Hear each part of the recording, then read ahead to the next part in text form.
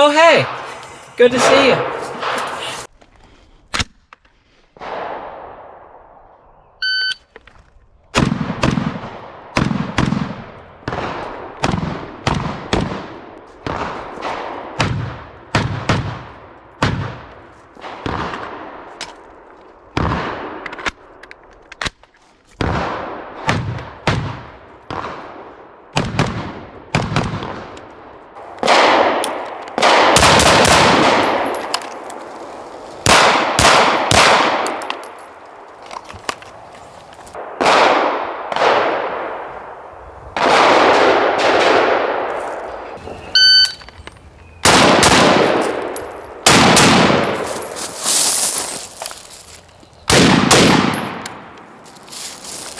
Hey guys, welcome back to Triple F Shooting. Today we will be looking at the Steyr AUG M3. So currently we are on the Steyr AUG M3A1, so this is not the newest, latest, and greatest. This is just one variation behind that. Before we get into it, I don't have any mag in the gun, anything like that. We'll go ahead and show clear for everyone that's worried about it. And again, no mag coming off to the side. So this thing's pretty cool, right? It's interesting looking, it's odd compared to like other ARs, but there are other bullpups out there, so why the Steyr AUG? For me, form factor is huge on the thing. It is very sleek and I think it looks really good. In the hand, it feels very nice when you are shouldered up. The stock pad is fairly large, so you get nice and high on the shoulder and your face just kind of lays in there like a nice little pillow. You're not craning your head, you're not doing anything. It's kind of a nice upright position. You can bring the gun right up to where you want it and you still have a lot of stock to spare. Now, I don't have a ton of time on any other bullpups. I've shot pretty much all the other ones in some variation at some point, but not anywhere near the round count that I have on this, so bias aplenty. But we'll start with what makes the Steyr AUG interesting. So first off, it's not like running an AR-15. So if you're like me and you enjoy variety in your guns because you're a, kind of ADHD with your firearm choices, this thing's different. So that requires you to learn a slightly different skill set to run it. So we'll start there.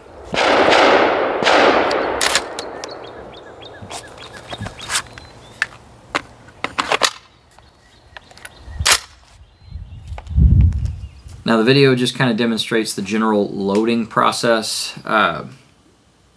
It's not terribly different or difficult to understand. You have to open the chamber, load the ammunition, drop the charging handle, and or get the round in the chamber some other way. One thing that is of note, my particular Steyr AUG has this really awesome Manticore Arms Raptor, I believe it is, charging handle. I think I have the mini. I don't think I have the enormous one, but it's pretty big. It might be the big one. I don't even know if they make the thing anymore, but it's really cool. It ratchets out of the way, so its size is all shucked forward. The best part about this thing is it actually changes the angle of the charging handle quite a bit. So just to rack the gun, I'm gonna grab, try to stay on camera, I'm gonna grab the flipped forward part of the handle. Now I have something to hang on to, but you'll notice it's at like a, I don't know, like a 45-degree down. So when I get a hold of it, rip it back. Now to lock the gun open, all I do is rotate my hand up to about a 180 or flat with the ground, and now my gun is locked open and able to be worked with. The chamber's open and I can see in it. This is probably the single most awesome thing I've ever put on this Steyr AUG.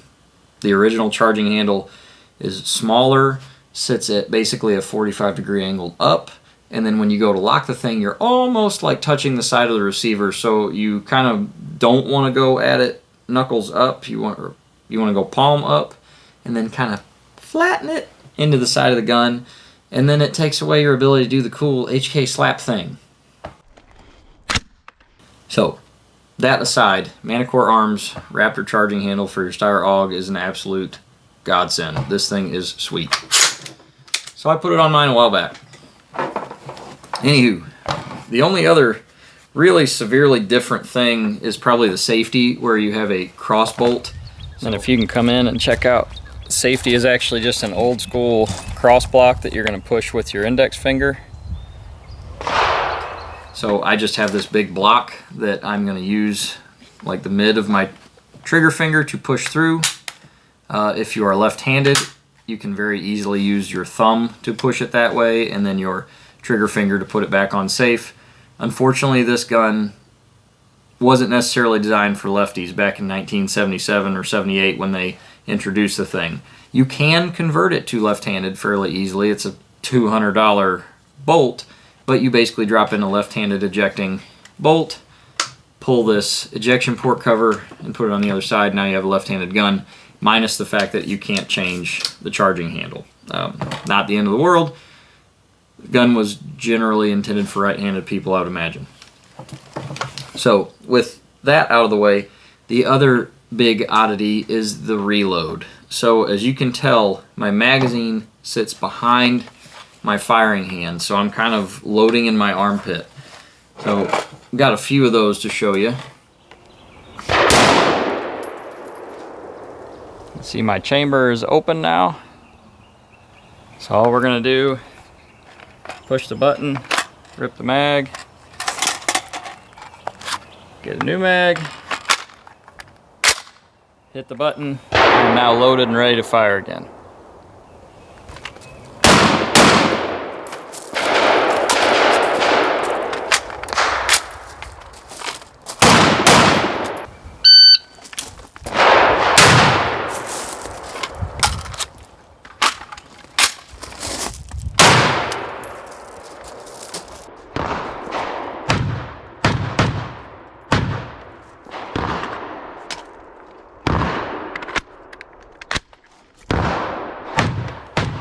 Now when you're doing a reload on this gun, it just takes some practice. There is no magazine release button that's like on the side or anything like that, where with an AR you just reach up and tap it with your finger.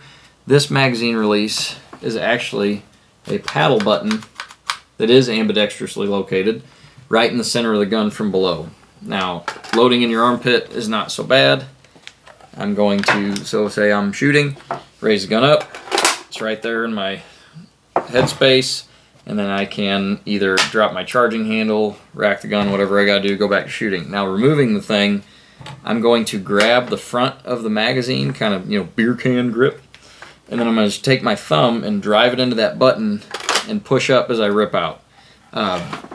Very trainable thing to get to, but definitely weird the first few times you do it. I think there are people out there that do the cool guy like AK slap with it, but they just like smack the crap out of that button and hopefully the mag falls free.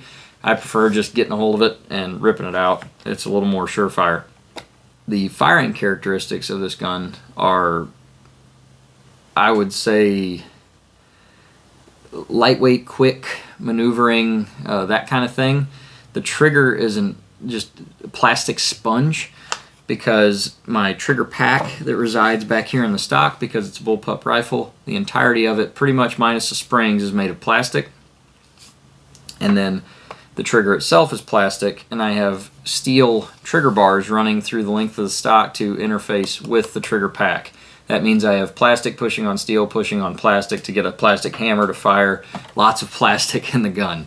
So the trigger is not something you're going to want to go out and shoot like. You can do it, you really can, but not something you're going to be doing your Sunday precision shooting it with every week or competing in matches. I would say the thing was meant for a little bit more of the intermediate distance. You can push it out to 300-400 yards without too much issue, but the trigger is no high-end AR trigger. It's really spongy, long. You can kind of stage it once you get used to it, but it does best for me up close at civilian defensive distances, and that's where I think this thing really shines with its overall size and balance. So speaking of balance, most of the weight feels like it's back here behind your firing hand. So realistically, you could shoulder and fire this rifle one-handed for a much longer amount of time than I could with, say, an AK or an AR. I can kind of hang out here for a while. Getting the other hand in is always better. Then I can kind of push, drop it into my shoulder pocket, and then it's just going to rest here for a while. With all that, since everything's really nice and in line with my shoulder pocket and my head can sit nice and high, the recoil is almost, it's negligible at best. This is a piston-fired system. And then one really cool thing, because that bolt mass, I don't know, you can feel it on most rifles once you get used to it that have a bolt hold open. But with the bolt hold open on this, you can pretty much instantly tell after just a few empty mags, bolts open, need to go ahead and do my reload, because it feels, the impulse is totally different from the back and forth of, you know, loading a new round. So the thing actually feels fairly intuitive to me. I have more rounds on this than any other bullpup though, so again, bias aplenty. But it feels very quick and intuitive in those close distances. Very fast handling because I have little weight out here. It's mostly centered up back on my firing hand and in my shoulder.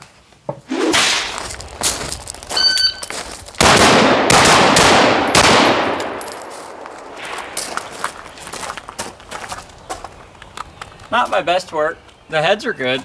That one is. Off. Trigger is definitely a little spongy. We'll do it again.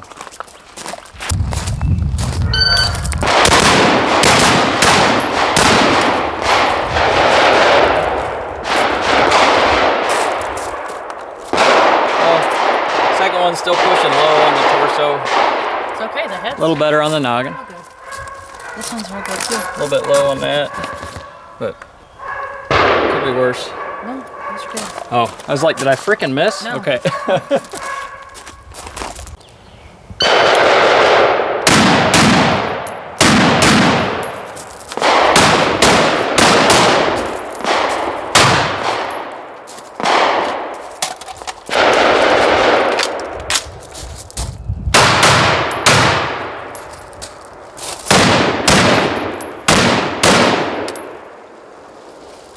Let's go see how bad I suck.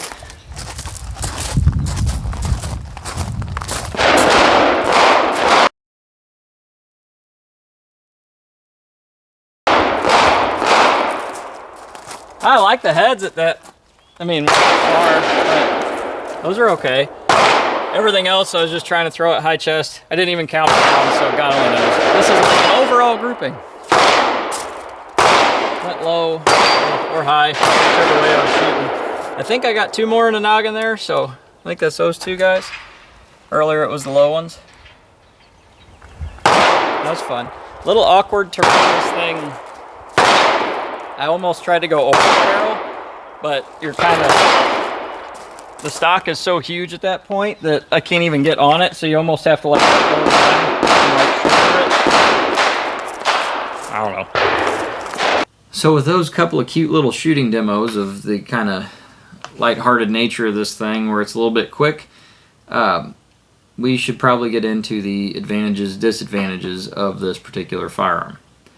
One of the main disadvantages you'll notice right off the bat is rail space. I do not have much of it. Now I have plenty for mounting optics. When you're mounting optics on like an AR, you only really have like the 6 or 8 inches, whatever it is, of the receiver that you really want to mount your optics to, because anything on the handguard is potentially going to move around. So I would actually say for optics, this has more room.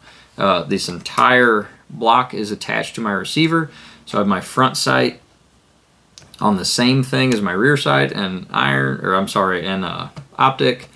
and magnifier and all that crap. Speaking of the optic and magnifier, we're running fairly inexpensive stuff, and so far it's working really well. The Sig Romeo 5, I think, is kind of like your baseline for quality without spending a ton. Obviously I haven't like thrown it off any cliffs or anything like that or subjected it to ocean depths, but so far the shake weight technology has kept that battery running for a couple of years now, and it's been on a couple different rifles, but holds zero. I haven't had any issues with it. It is rather small, but that seems to be the thing now, is small and light. The magnifier is one of the primary arms Gen 3s. Kind of got it on a whim, have never used it much, and the clarity is quite a bit better than that on the Vortex that I have. Now the Vortex is quite a bit older, but that's what's riding on the AR RPK, and I think I like the eye relief and clarity on this less expensive one quite a bit more. We'll see how it handles over time. I'll try to give you an update if I think about it. The mount's also pretty cool. It's just a pull and shove instead of like having to hit any kind of button. For the price, I thought that was a neat feature. Anyway, back to disadvantages. The reloads being in your armpit isn't great. It's probably more of a training thing than anything, but when you're on an AR, you touch a button, mag falls free, everything's out here in front of your hand a little farther away, so it's easier to see peripherally, and then mag kind of just drops in, hit the button right there by your thumb. This one's similar, but now everything's tight. So you can either push the gun out a little bit and kind of rest it in your arm and do this stuff. It also sort of gets in the way of your gear, depending upon how much crap you're wearing when you're reloading, like down in your armpit. Something to think about, and then different positions are going to feel odd, like if you're all crouched down and tight to reload the thing. It is not a huge issue. You can do it fairly quickly, especially if you train with it. The other disadvantage that I can think of off the top of my head is because of the rail space setup, your lights, lasers, if you're going to run one, that kind of thing, are sort of up and out of the way. Now I did have, you'll probably notice in the video, or did have a wire run through kind of the gap in my optics here to a pressure pad. That pressure pad ripped off mid-shooting, so we just took the whole thing off. I've got the light back on with just a regular clicky tab on the back instead of having a pressure pad anywhere. But originally tried to run it like on the actual grip. You can see where the sticky stuff is, and apparently that was a little bit too rough on the thing, ripped the wires out, too much of a bend. I have seen people run it kind of up front and just tape the living crap out of it, so that, because this is not a straight surface, so you could kind of stick it somewhere, there'd be some gaps, and they just tape it up so that when you squeeze your front grip or your foregrip, you get that light. Otherwise, it is like my dream to suppress this thing, and I have not ever really heard a lot of good stuff about suppressing the Steyr AUG. Now, with the newer flow-through cans, it's probably a little more doable, but I don't know. If it's going to be a problem, I don't really want to spend that much money on doing it. Other than that, the last con I have has to do with wearing kit. Alright, everyone probably knows somebody that panicked during and riots and all that other stuff and went out and bought cheap armor. Yeah, me too. Alright, so one of my least favorite things about the AUG is the non-adjustable length of pull. When you're shooting without anything on, or like a regular thin chest rig, it's not so bad. When you start putting on things like this that are really bulking up, because this stock is so large and takes up so much real estate in my shoulder pocket, I actually have to run the gun at a slight cant to get through this kind of open space in my padding and stuff. So I don't know how that'll come across when I actually shoulder it, but right now, I don't know if you can see it over my shoulder, that the entire gun is on, let's kind of put this in the way, the entire gun is sort of on a, I don't know, 5 or 6 degree cant to the left, maybe more than that, but it doesn't really hinder a whole lot. It's just kind of what I notice I have to do if I wear this stupid plate carrier and shoot this particular gun, which this works really well for this kind of stuff because it's very small, compact, I can get in and out of vehicles better with it, that kind of thing. It does cause some problems with it though. So let's see how reload goes.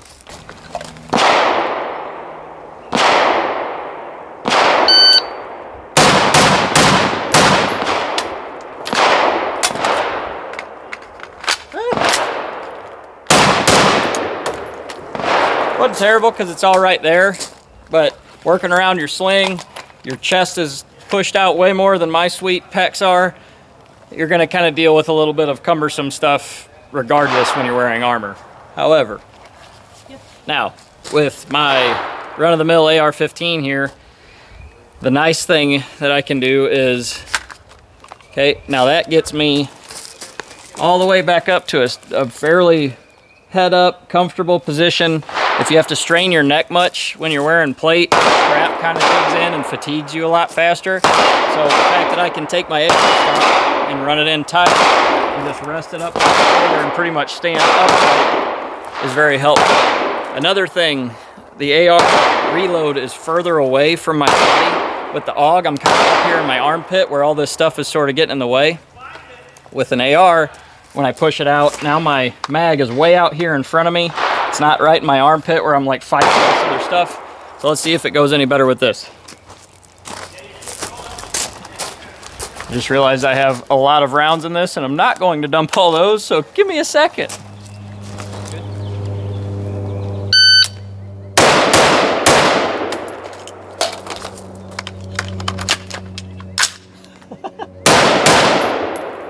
That was slow and fumbly because I got nervous and I wanted to do it real cool. So we'll do one more.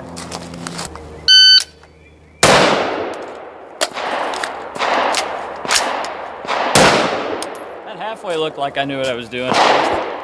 So yeah, I'm one of the goobers that bought the inexpensive armor back in, you know, oh my god, everyone's gonna die slash, probably shouldn't say on here, but riots and all that stuff. So with that, the length of pull not being adjustable can be an issue. Normally it is not a great big deal, but the bigger the stuff you wear gets, it can create, you know, that whole craning your neck forward issue on this gun. Now for the pros, it's super small. That's probably where most of your pros are going to lay in.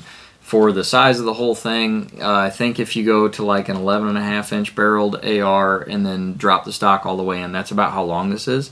Now, that's fine. You could get an 11.5-inch barreled AR, but you're losing that 5.5 inches of, I'm sorry, 4.5 inches of extra ballistics out of your barrel.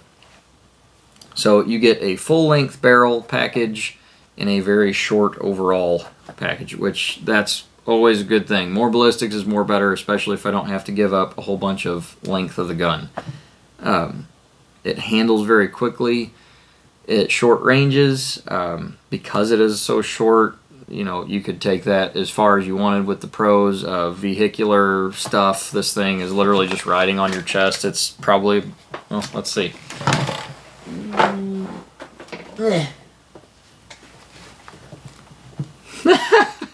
So yeah, it is 30 rounds capable at multiple ranges, and it's basically as long as this shortened up firearm. So keep that in mind. That's not normally where I keep that, but so the short package allows you to ride around vehicles better with it, allows you to move through constricted spaces such as, you know, the inside of your home, that kind of thing. Pretty much all of its advantages come in the fact that it is short and has long barrels in it. That's it. Everything else is basically an oddity as far as training is concerned, or a con. There is one big negative to it being so short. If you don't have ear pro on, you're probably blowing your eardrums out. If you noticed in any of the videos, the flash coming off this thing in broad daylight, because it's so close to the camera, is quite enormous, and this thing is stupid loud. So if you were to fire this off inside your home, you know, keep that in mind. But other than that, another big pro is just it is an appealing looking gun to me. It is very cool looking. I really, really like running the thing. Speaking of running it, mags fit pretty much in an AR space. I've actually found the AK pouches work a little better with it. In fact, the that Smersh rig carries the factory 42 rounders because they do that, which is cool. Really, really well. So putting 8 42 rounders in there is nice, and it's lightweight, light ammunition compared to an AK. So that's another pretty cool thing. General history on the gun, I think I mentioned it earlier, it came out around 77, 78. The Austrian military adopted it first. That's where it was invented. And from there, it went through a few different iterations. I believe the very first iteration, so just the Steyr AUG, was a non-removable optic that kind of looked like a carry handle of sorts, but I don't think you'd want to do that with an optic. So you had a full-time long scope. Everyone's probably seen Die Hard, where I think his name's Dolph Lundgren is running around with that thing. So that's probably a standard AUG or an A1. I don't remember what actually changed on the A1. I think you could remove the foregrip to put on a bipod, something of that nature. The A2 came out in the 80s, and they made a couple small changes. The A3 for me is where, you know, a little more of the quality of life change comes in, because I add that bolt release. And I believe the A2 got into the point where you could remove that optic. The A3 pretty much came standard with a 1913 and that external bolt release. They still make like a very long, like 2 or 3 power optic that you could mount to it. And now in the A3, A1, you have a few more differences, like this front sling swivel is a QD mount. That's another negative about this particular one. That's just a standard swivel. So I've kind of gotten around that by using this Magpul hook style sling, so it can actually swivel around the gun a little bit. But you can buy this thing in a NATO configuration, but all the NATO configuration means you can use Stenag AR mags basically. But what that does to you is eliminates your bolt release, and it also eliminates your ability to go left-handed with the thing if that's something you're worried about. So, one con I forgot to bring up earlier, we sort of danced around it, but left-handed shooting if you are a right-handed person, so every great once in a while there's reason to go to your left shoulder. If I were to do that, my face is in that ejection port. I am going to eat brass. That is not the end of the world. It's just something that's going to happen. So, real quick, I've got kind of a demonstration of another way you can run the gun that sort of helps alleviate that. So one problem with the Steyr AUG is that ejection port is kind of in line with my face. So the best way that, at least what works decent for me without putting some kind of a deflector on, which you can buy aftermarket, but this is stock, is to basically drop my sling so that I'm on my neck only and I got a little more mobility. And I'm going to push the gun to my left shoulder with my right hand and lean into it that way. So that gives me a little bit of distance between the ejection port and my face. Some of these may still hit me, but for you guys, I'll try it out. So let's say I'm coming up to a corner. I know I need to go left hand. I don't really want to stick my whole body out there to shoot left-handed. So I'm going to push to my left shoulder. Step out.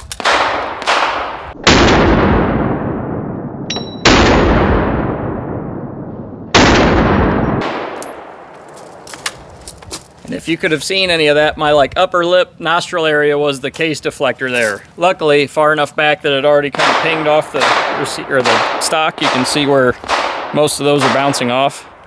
So I kind of got like a bounce and flip rather than a direct impact, as if my face had been completely on it left-handed and like right up on it. Something to think about.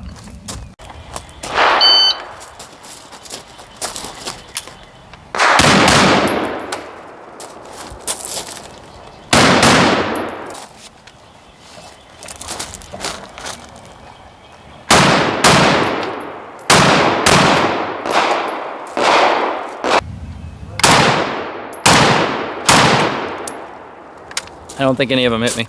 They didn't. It was beautiful.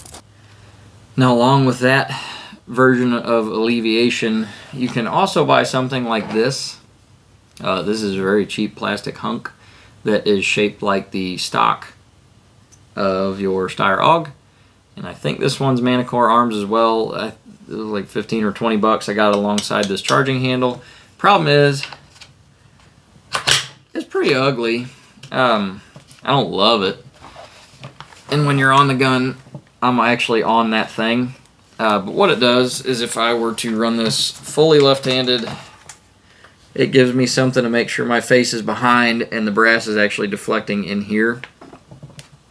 You can buy nicer versions of that from a company called Corvus Defensio, but finding them in stock can be an issue. They're expensive, and they're actually going to like clamp around your ejection port, and that can cause a few issues, so I've always just kind of avoided it. But that's one last con that escaped me earlier. Alright, so overall, should you buy an AUG? Well, I think so, obviously.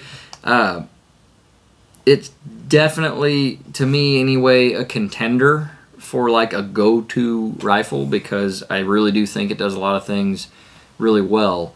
Where it falls short of being, you know, the absolute go-to rifle is just the fact that it's not an AR. And that's a boring answer, but it's the truth. Like, the mags are different. I don't have a ton of availability of magazines. I think that there's maybe 3 or 4 different brands. The only 2 I actually own are actual Steyr magazines. And then the Magpul magazines are not bad, and they are not terribly expensive. They work fairly well. I've had a couple bolt release issues where it just didn't engage, but I don't know if that was more, you know, something going on with the gun at that time. Never had that issue before, but pop one of these in, it wouldn't do it.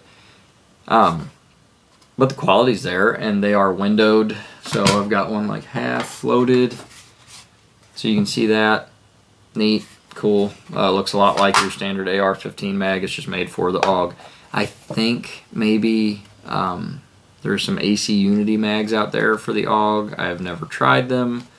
Probably won't, because I have a decent chunk of mags for this thing. By far the favorite is the 42 rounder. I should probably like hold the thing correctly to put it in, just so you can see it. But gives you a little bit more length, but having 42 rounds back in your shoulder, the extra weight's not really noticeable. The only thing that's going to create a problem is if you go prone, you're probably going to monopod on that mag pretty hard. But just something to think about. It looks freaking sick with it, so kind of cool.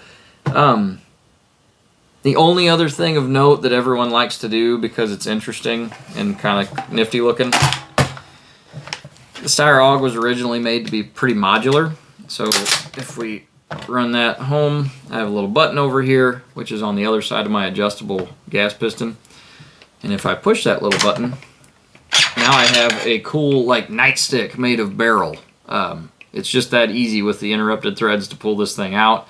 I think the original idea was you could configure one receiver as a light machine gun, a more shortened up commando style rifle. You can even convert this thing over to 9mm and run it that way. So pretty modular piece for 1977, but most of that's really hard to find. I wish to God I could find a like an LMG barrel for this thing. That would be super rad, but you can't, because they're kind of like unicorn horns and don't really exist. I'm not going to take anything else out of this thing, but it is probably breakdownable in all of about 35 seconds. Do that, push a cross bolt, pull the whole receiver out, pop your sling pin, out comes the trigger pack. So you do have a little bit of storage in here. I have batteries for my stuff. So overall, very neat package. Again, probably not the main go-to just because it's not an AR. And I only say that because with an AR, there are magazines literally everywhere and parts literally everywhere, and accessibility, because it's like America's rifle and you can buy stuff for it literally anywhere you go. Steyr AUG, not so much. But if I ever want to just go out and shoot something really cool and have a lot of fun doing it, if I were going to be in and out of a vehicle all the time, for sure. Like, extremely compact package, runs really well. I've never had an issue with it jamming up or anything, as long as I'm using decent ammo. Does not like steel, but I would say resounding yes. Get one if it's something that you're interested in. I don't think you'll be disappointed in it. But other than that, thanks for watching Triple F Shooting. We'll see you in the next episode.